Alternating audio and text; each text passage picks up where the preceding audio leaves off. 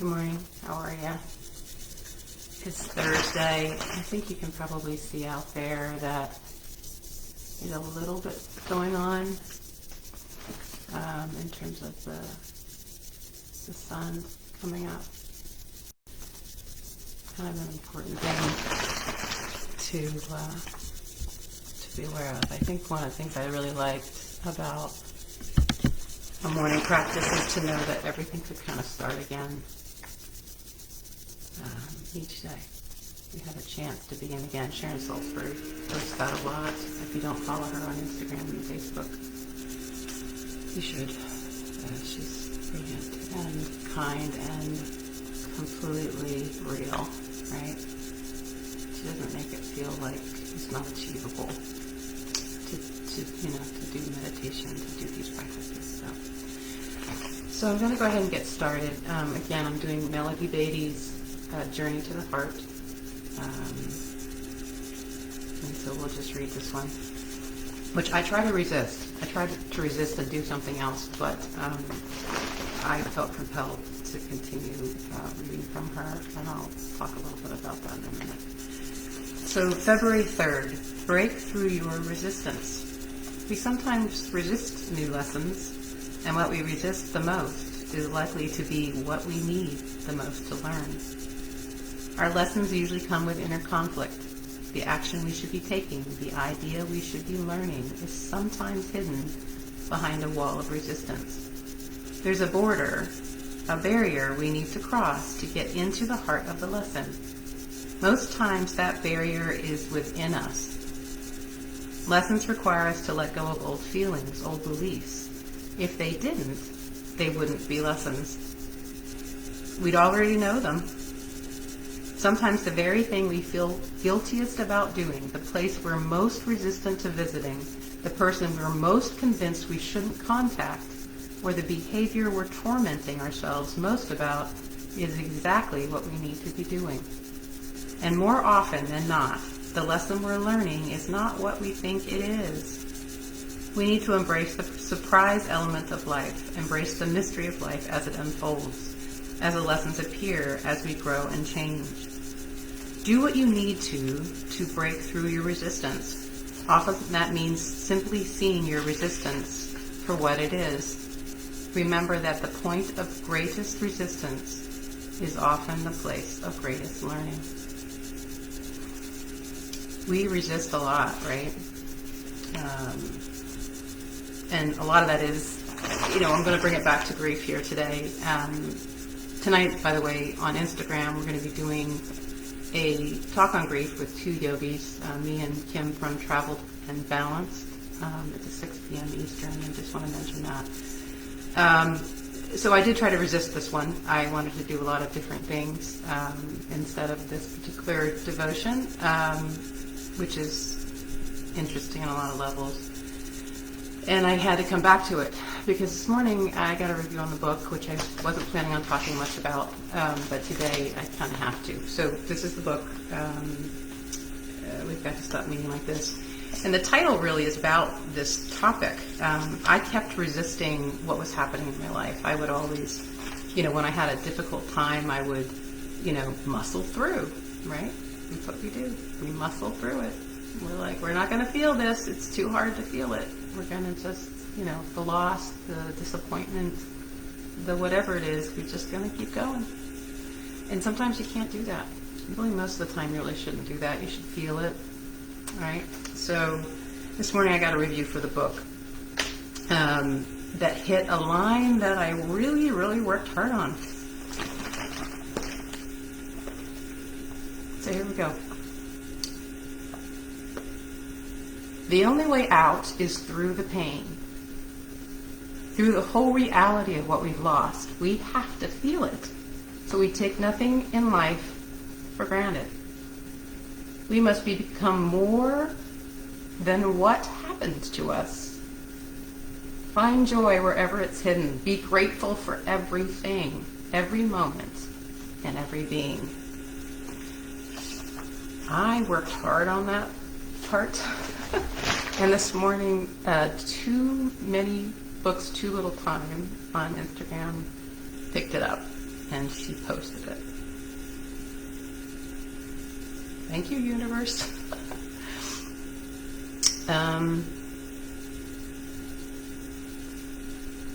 So today is the anniversary of one of the darkest days of my life.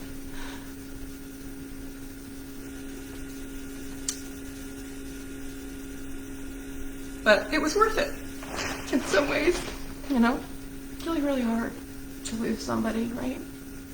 So hard. But I wouldn't have written that line, and it wouldn't have resonated. And this woman may do yoga out of it. So I can resist all I want, but that had to be said this morning, I guess. The universe is a crazy thing.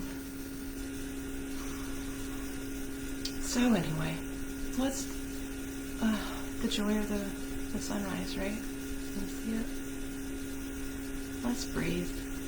Let's clear this, but also just know that where you have a big resistance in your life,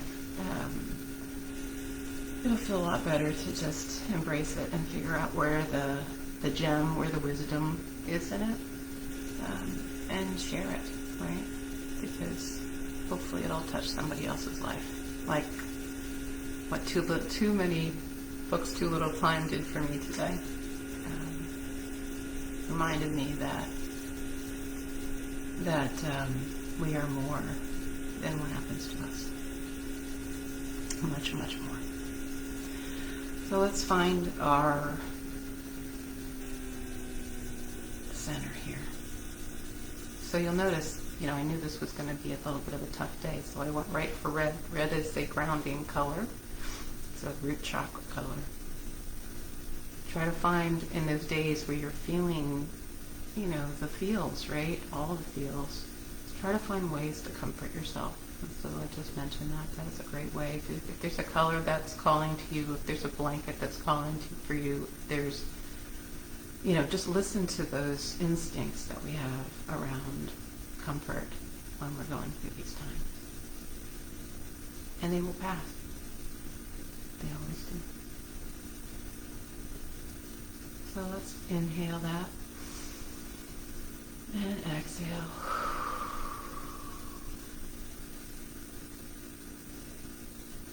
And do that a couple more times, inhaling and exhaling. And I'm going to bring you to a little bit of visualization today. I want you to imagine that there's a tiny cabin in a place that you really, really love. So I love the beach. Maybe it's for you near a waterfall or near a lake. Maybe it's in the countryside, surrounded by cows and horses and animals. But wherever it is, I want you to go to that cabin, that small place, and open the door and walk inside. I want you to imagine that whoever lived there was moving, so everything is out of the house. So we boxed up everything. The furniture has been taken away. And you're standing in this house. Yet, it needs to be swept. And suddenly a broom is in your hand and you are sweeping away all of the cobwebs, all of the dust, the crumbs from the Cheez-Its that someone ate. That would have been me. The pieces of dog food. Whatever it is, all of the pieces, all of the things are being swept, and you are getting in each and every nook and cranny. Inhale. Exhale, blow away all of those things. They're being swept out the door and out into the world. And you're standing in a completely clean room, a completely clean slate.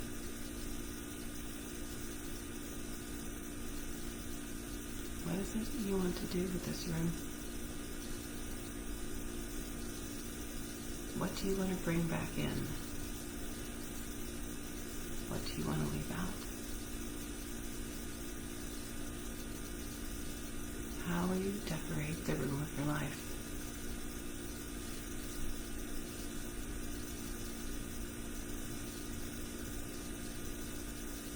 maybe think about how you want your life to be this moment on. The people that you want to invite in, the thoughts you want to invite in, the things you want to do in that room. The room that is your life. Maybe set one small goal around that, one small intention that you can do today.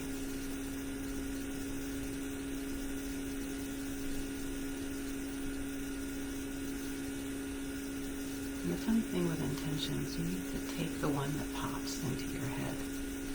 That is probably the closest to the higher power, to the guiding spirit in your life. So pick that one. The one that may not make sense. The one, for me, that told me I had to become a yoga teacher when it certainly was the farthest from my personality at the time.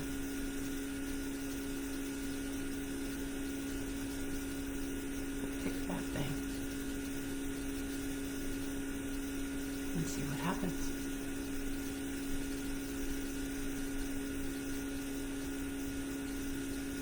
Take 3 breaths in this room, this swept room of your life.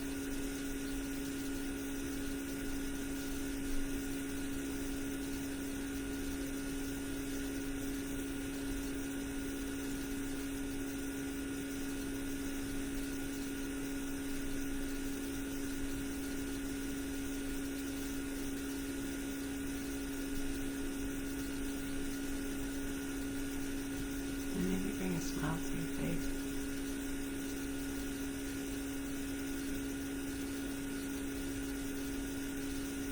Imagine all you have. Be grateful for it and all you have left to do. You have the opportunity to do.